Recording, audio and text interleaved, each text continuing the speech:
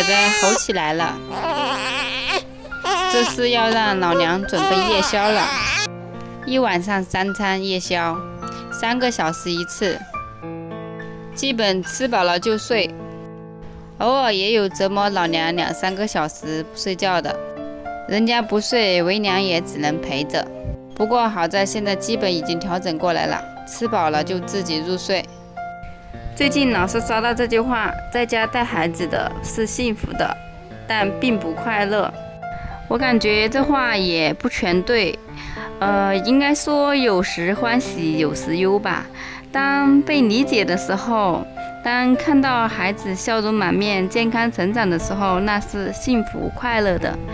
宝宝吃完了奶，给他拍拍嗝，这时候他已经睡着了。最近都没有喂母乳，因为宝宝的黄疸一直持续不怎么降，所以就停了几天母乳，喂奶粉。刚好这几天我比较上火，牙龈肿痛，喉咙咽喉痛，还有点低烧。喂母乳的话怕传染给宝宝，所以只能起来泡奶粉了。在我看来，熬夜泡奶带娃都不是最痛苦的，最痛苦的是剖腹产了以后想咳嗽。应该剖腹产的姐妹都知道，咳嗽和笑是对于剖腹产的姐妹来说，这2样是最痛的。每次一想咳嗽就赶紧憋回去。